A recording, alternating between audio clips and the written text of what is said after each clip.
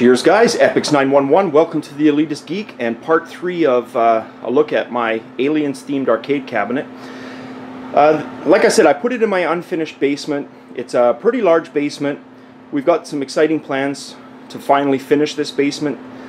A lot of people turned it into a one-bedroom suite, but we really don't want renters, don't need renters. We want it to be our space.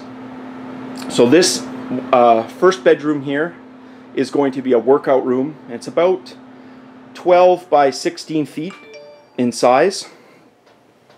You can see we've got an elliptical exercise bike, lots of free weights, dumbbells because I usually work out alone and without a spotter. It's safer. You can drop them to the side. And I know, with all the pudge I'm packing right now, it doesn't look like I've worked out in a few months. And yes, I haven't. Since I broke my ankle, I got to admit I got lazy. When I was immobile, I packed on a lot of weight, probably about 25 pounds in 3 months, which is pretty unforgivable. But this will be finished, and then the big living room, kitchenette area is going to be a wet bar, home theater / gaming room, and then of course a fully finished basement bathroom. So there's the cab. I promised you a look at the front. You can see there. That coin door is an actual old Atari Asteroids coin door that I refurbished. It came to me and that thing was massively rusty. If you look at a previous project of mine on arcadecontrols.com, you can see what I did. I took basically a copper brush drill and just shined it and then put a hammered black texture paint on it. You can see the coin door lights up, and as I mentioned, it's fully functioning. It's just, you know, I use it when I've got lots of buddies over just for nostalgia, but most of the time we just rely on the buttons, which I'll show you here. So as we get down below the lip of the console here, you can see 5 buttons. Now, I don't use the 5th, and I really didn't need to include it there, but it's there. First button is left mouse, second is right mouse, and of course that's for the trackball, right? The third button is coin 1, and the fourth button is coin 2. Alright. On the left side, you can see I've got 2 circular, it's a German company, the name escapes me, but I'll put it in the link. But they create these cool circular USB ports that are flush, and I've installed 2 of those. Right now I've got one hooked up to the keyboard, as you can see. The other one I've put everything from my USB Blue Yeti mic to just, you know, digital camera, portable drive, whatever. It's got them there if I need it.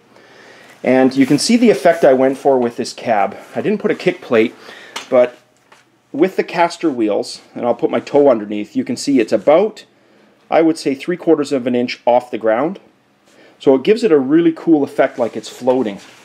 You can see on the other side here, which you notice in person, because it casts a drop shadow, and it literally looks like it's just floating off the ground, which I thought was cool. I got some dust on the kick plate there, but so yeah, that's that. Let's take a look at the side. So there's a better look at the speaker ring. That Aliens art actually comes from, I believe it's the Aliens Quadrology DVD box set. And when I mentioned to you guys that the people at arcadecontrols.com are super helpful, I wasn't kidding. There's a guy on there, who has an amazing project. It's called his Futuristic Retro Cab. I'll also put the link in here. He was kind enough to assist me with this. He took the original, blew it up for me, and that's the end result, and it's gorgeous. Now there's an upside down V in here. The original design intent was to have a light behind this so that there was light coming out of that crack, but I found that the neon speaker ring kind of drowned that out, that effect, a little bit. Now I'm still going to work on that. That's still a plan for the future, so we'll get that going. If we look at the top here, this is, it's a feature nobody sees, but it's something I'm pretty proud of. It's a beautiful curve that I managed to do with woodwork. All of that's in my build, my project build on the website. Didn't actually take that long, but I thought the end result was nice because it just gives it that beautiful contour that matches with the side of the cab. So a lot of people will do a side of the cab, you know, with a curve, but then they'll just go right angles, and that was something I didn't want to do. I wanted to follow the curves of the cab, and I think I accomplished that.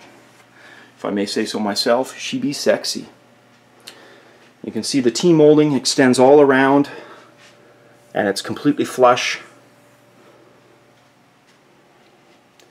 There's a closer look at the speakers. So these are the speaker rings.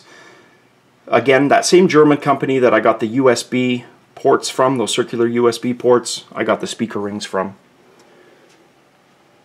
And there we go. So there you have it, guys. There's the Aliens cab. Again, I don't have the trackball or anything lit at the moment. It's a bit of a pain in the butt getting the software going, but it's something I will set up for the future. So if you guys have any questions, just leave comments below. I'm happy to answer any questions.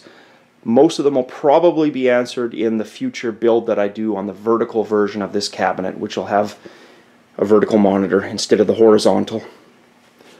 And it will be, again, dedicated. This one will be dedicated to horizontal MAME games, and the other one will be dedicated to vertical. So that's something I'm pretty stoked about. Alright, as always, cheers guys, and we will talk to you later.